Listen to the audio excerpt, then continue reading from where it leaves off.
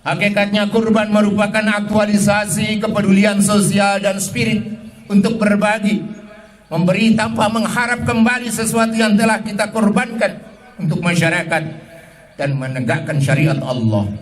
Kurban mengedukasi untuk memiliki jiwa filantropi, praktek-praktek kedermawanan dalam tradisi Islam yang bisa kita lihat itu melalui zakat, melalui infak, melalui sedekah dan melalui wakaf.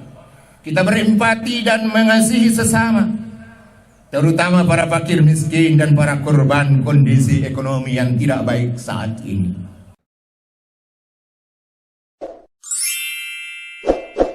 Bismillahirrahmanirrahim. Assalamualaikum warahmatullahi wabarakatuh. Khutbah Idul Adha 1445 Hijriah dengan tema Idul Adha dan pendidikan multi kesolihan. Khutbah Id di halaman Stadion Kanjuruhan, Kepanjen, Kabupaten Malang. Allahu Akbar, Allahu Akbar, La ilaha illallah, Allahu Akbar, Allahu Akbar, walillahil hamd. Alhamdulillah, Alhamdulillah, alladzi arsala rasulahu bil huda wa dinil haqq liyuzhirahu 'ala ad-din kullihi walau karihal kafirun. Asyhadu an la ilaha illallah wahdahu la syarika lah wa asyhadu anna Muhammadan 'abduhu wa rasuluh.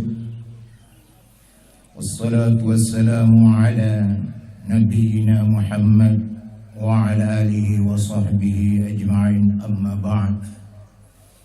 Ayuhal hadirun rahimakumullah, usikum wa nafsi bitaqwallah faqad fazal muttaqun. Isma'u kalam Allah fil Qur'anil Karim. A'udzu billahi minasy syaithanir rajim. Ya ayyuhalladzina amanu taqullaha haqqa tuqatih wa la tamutunna illa wa antum muslimun.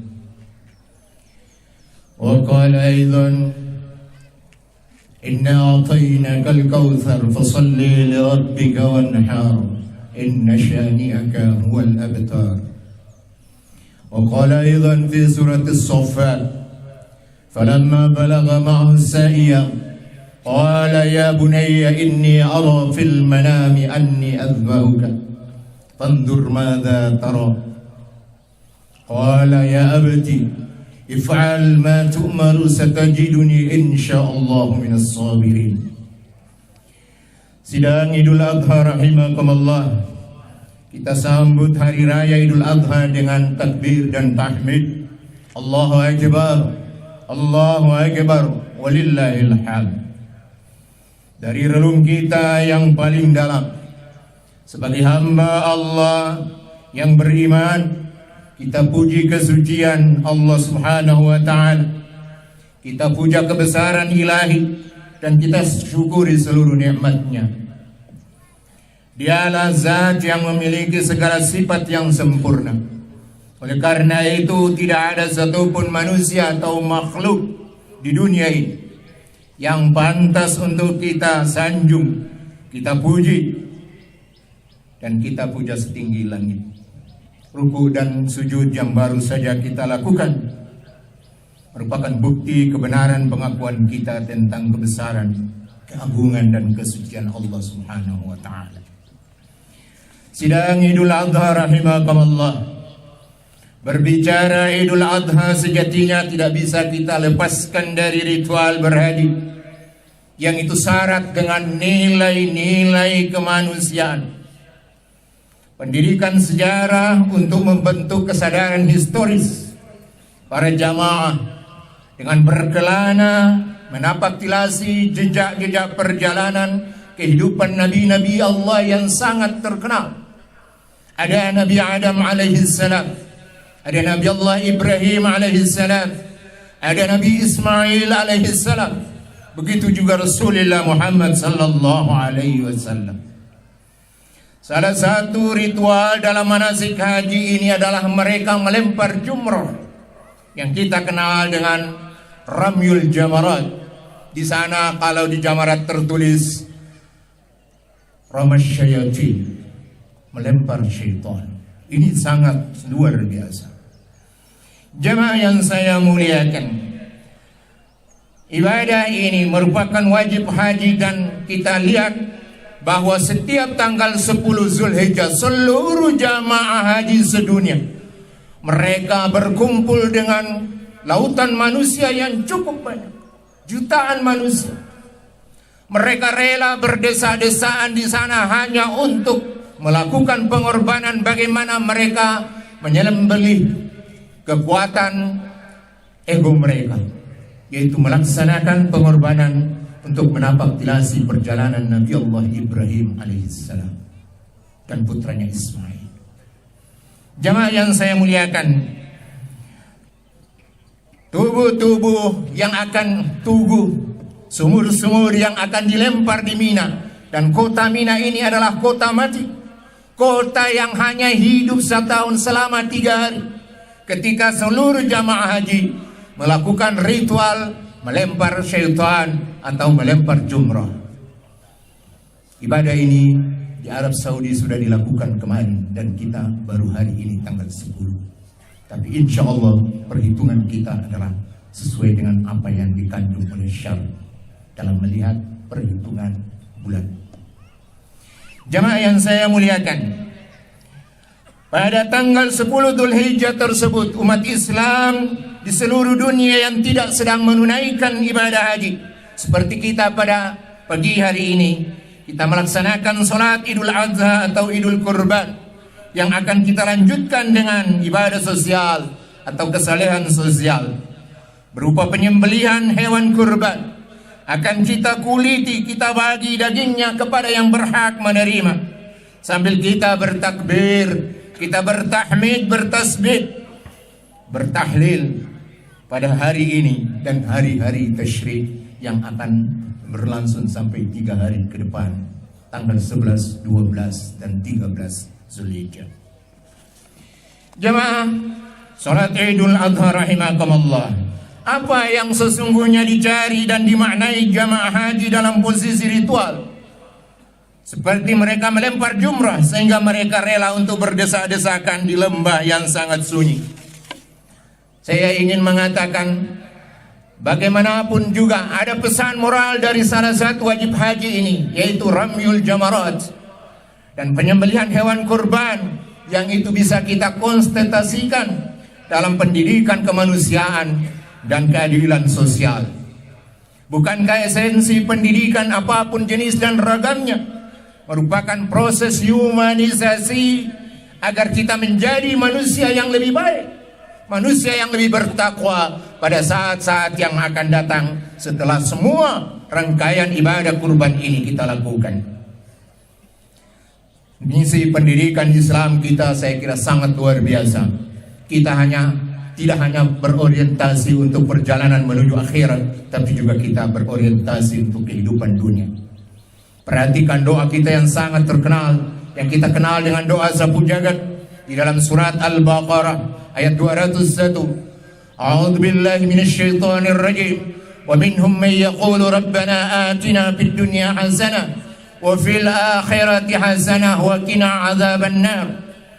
Dan di antara mereka ada orang-orang yang selalu berdoa, ya Tuhan kami, berilah kami kebaikan di dunia dan kebaikan di akhirat, dan peliharalah kami dari api neraka.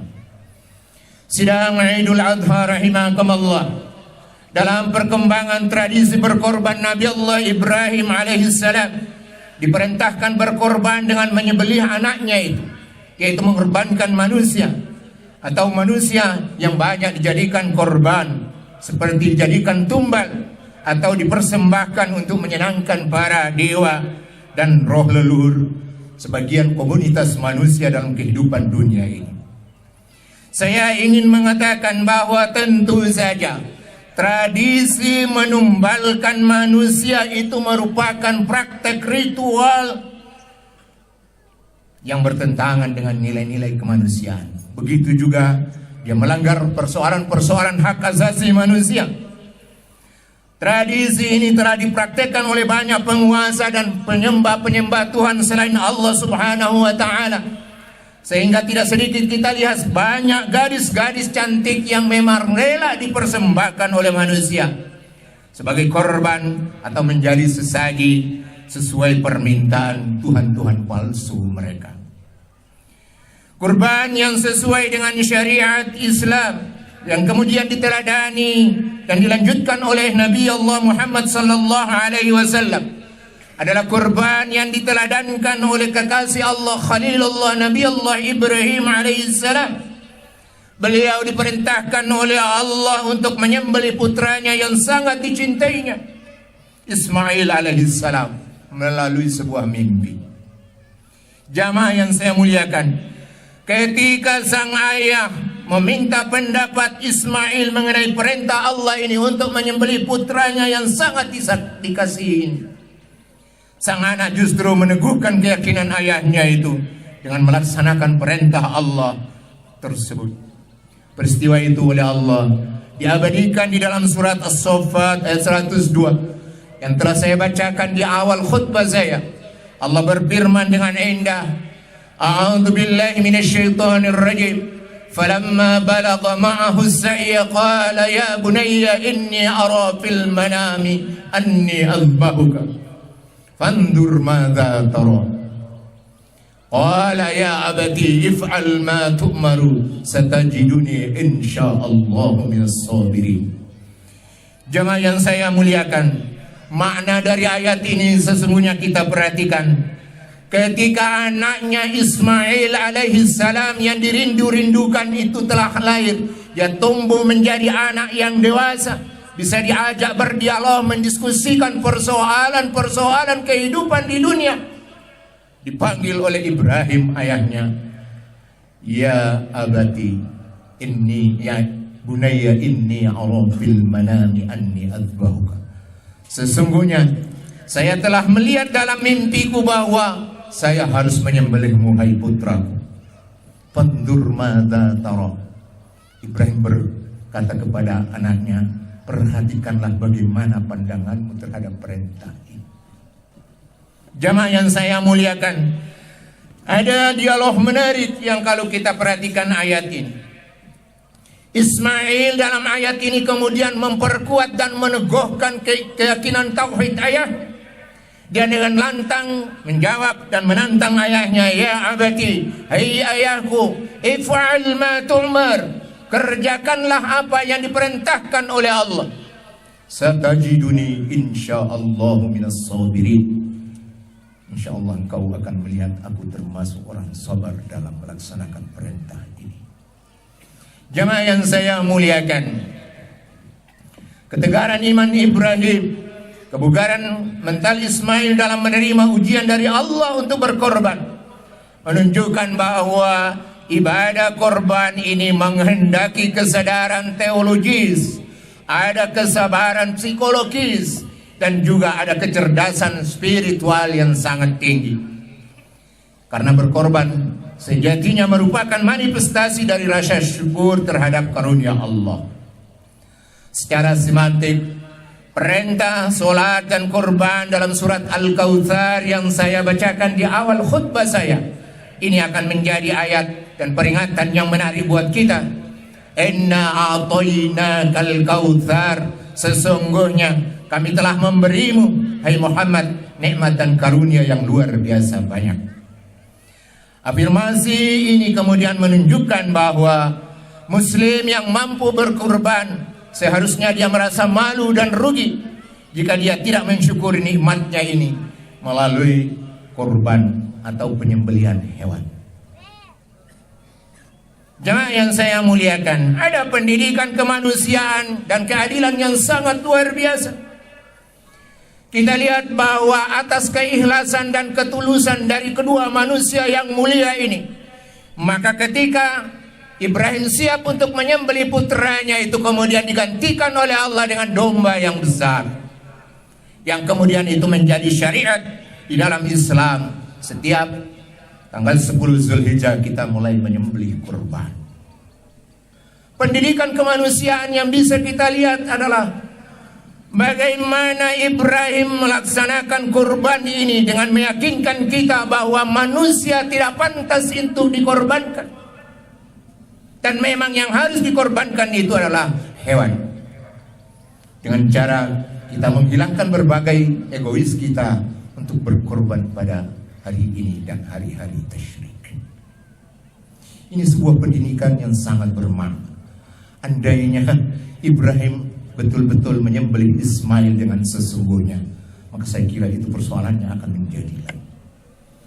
Maka saya ingin mengatakan, disinilah syariat Islam dan Ibrahim dan Ismail menunjukkan bahwa manusia tidak pantas untuk dikorbankan. Yang bisa dikorbankan adalah hewan, dan itu akan kita lakukan seluruh dunia pada hari-hari ini dan hari tasyrik. Jemaah yang saya muliakan, dari ayat tadi juga kita menangkap persoalan yang sangat penting dalam kehidupan kita. Apakah itu kehidupan keluarga, kehidupan bermasyarakat, dan pada konteks yang lebih luas adalah kehidupan bernegara. Ada nilai-nilai keadilan, nilai-nilai dialog, musyawarah yang bisa kita gunakan. Karena peluang kita untuk bertindak otoriter bisa terjadi di mana-mana. Orang tua bisa otoriter terhadap anaknya, pemimpin bisa otoriter terhadap rakyat yang dipimpin. Bahkan pada konteks yang lebih luas, kepala negara dan seluruh pejabat-pejabat pun bisa melakukan kegiatan-kegiatan otoriter. Jamaah yang saya muliakan, ada perintah Allah yang oleh Ibrahim, kalau kita lihat, dia tidak mau semena-mena. Kata-kata dalam surat As-Saffat ayat 102, "Fanzur madza tara." Perhatikanlah hai anakku bagaimana pandanganmu terhadap perintah ini. Saya ingin mengatakan, kalau Ibrahim ingin otoriter, hai Ismail, hari ini ada perintah, engkau akan kusembelih. Apalagi saya sebagai orang tua, Ibrahim tidak melakukan itu. Diajak berdialog, "Pandur madza tara." Perhatikan bagaimana pandanganmu terhadap perintah ini. Jamaah yang saya muliakan, lalu Ibrahim yang sudah terdidik di dalam pendidikan akidah yang sangat mantap, yang menantang ayahnya untuk meneguhkan persoalan tauhid dan keyakinan mereka. "Ya abati if'al ma tu'mar." Hai ayahku, kerjakanlah apa yang diperintahkan oleh Allah. "Satajiduni insyaallah minas sabirin." Insyaallah engkau akan melihat aku termasuk orang yang sabar dalam melaksanakan perintah ini. Luar biasa. Saya sering sampai berguyon-guyon dengan jamaah, dan memang itu betul. Anda cari dimanapun di dunia ini, tidak ada seorang anak yang lebih patuh daripada Nabi Allah Ismail alaihissalam. Diperintahkan untuk harus disembelih oleh ayahnya, dia dengan ikhlas dan terbuka, dia serahkan semua keyakinannya kepada ayahnya untuk melaksanakan perintah ini. Jemaah yang saya muliakan, berkurban hewan sesungguhnya kalau kita perhatikan dengan mendalam, itu adalah mengedukasi kaum muslimin memiliki multi kesolehan. Soleh itu tidak hanya kesolehan individu, bagaimana hubungan kita dengan Allah, hablum minallah, tapi juga kesolehan sosial, yaitu bagaimana kita berinteraksi, berbuat kegiatan-kegiatan kemanusiaan yang baik di dalam hubungan kemasyarakatan kemanusiaan kita.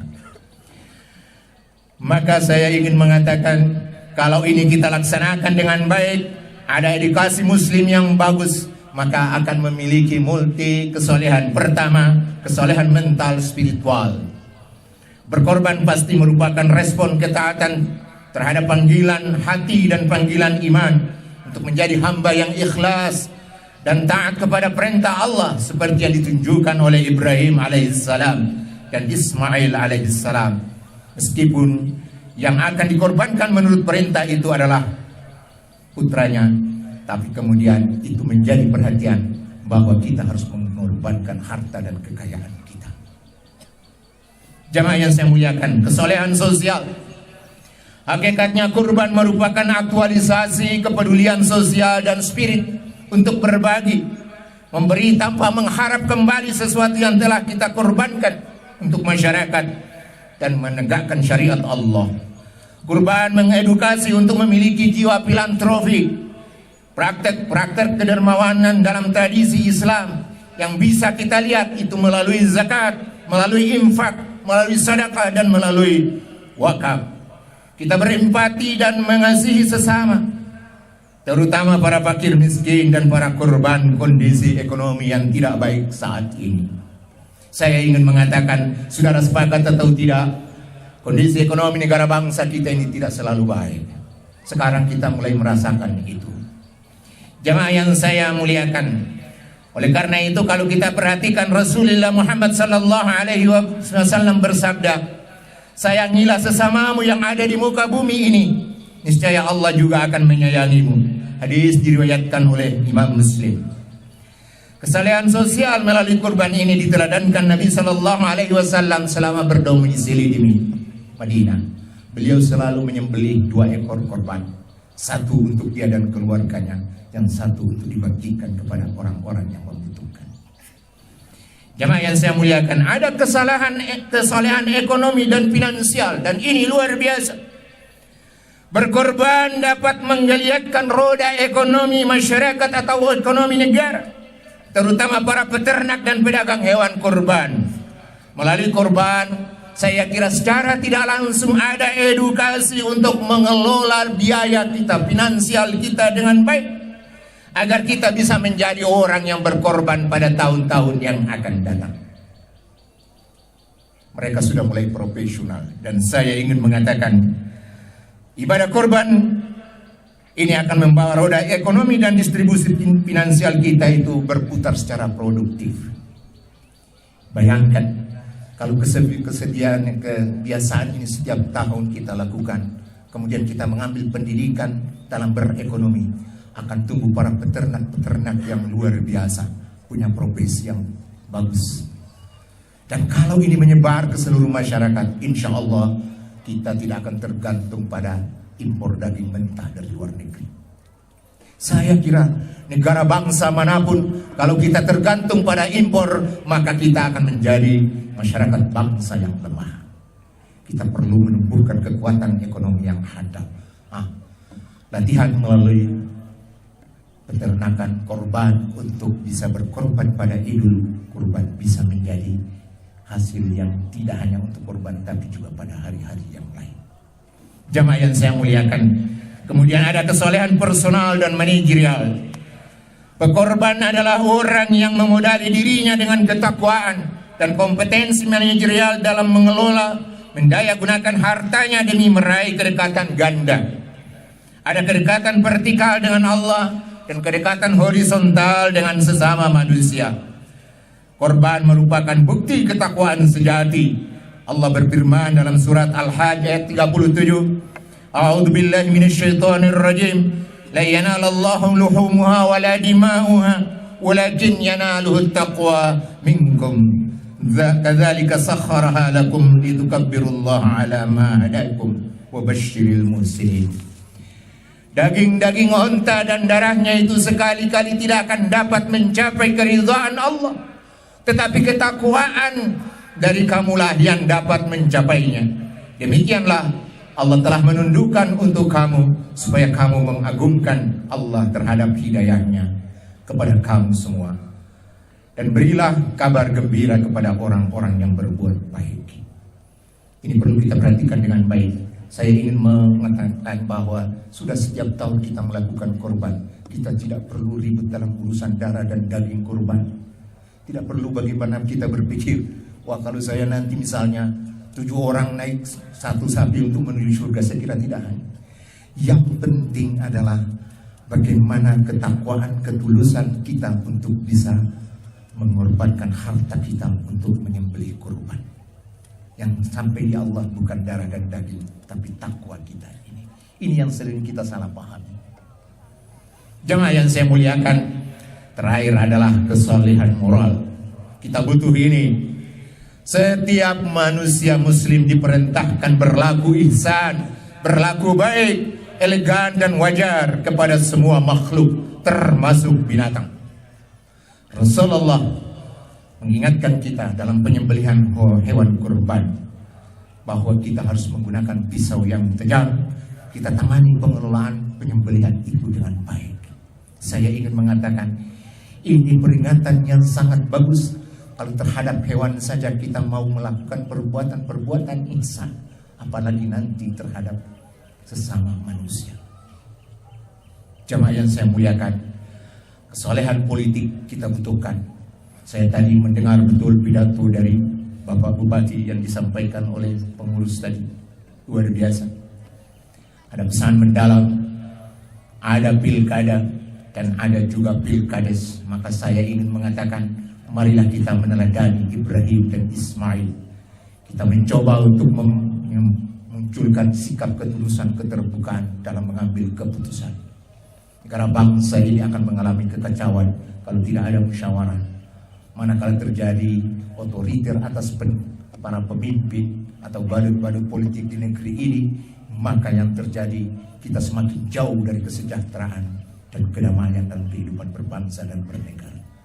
Tiru Ibrahim, siapapun juga, apakah itu politisi, apakah itu di eksekutif, apakah itu di legislatif terutama, maka perhatikan ini, perintah Allah yang begitu berat dari seorang ayah kepada anak.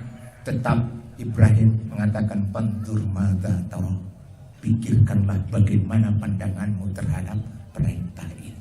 Ini ajakan berdialog, bermusyawarah dalam mengambil keputusan.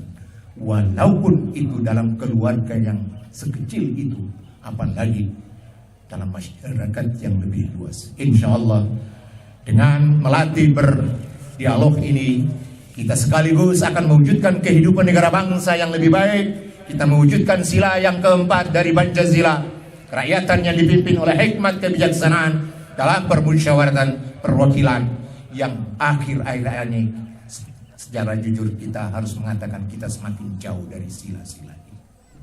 Jamaah yang saya muliakan, akhirnya marilah kita berdoa dengan penuh ikhlas, khusyuk. Semoga Allah selalu memberikan rahmat dan petunjuknya bagi kita semua.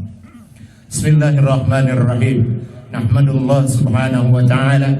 Asyhadu an la ilaha illallah wa nashhadu anna Muhammadan abduhu wa rasuluh. Allahumma salli wa sallim ala Muhammad wa ala alihi wa ashabihi ajma'in. Ya Allah, ya Rabbal Alamin, puji syukur hanya bagimu. Tak ada zat yang pantas mendapatkan pujian kecuali Engkau. Kami bersaksi bahwa tiada Tuhan selain Engkau, bahwasanya Muhammad benar-benar adalah Rasul-Mu. Salawat dan salam semoga Engkau curahkan kepada Nabi besar Muhammad sallallahu alaihi wasallam, segenap keluarga dan sahabat-sahabatnya.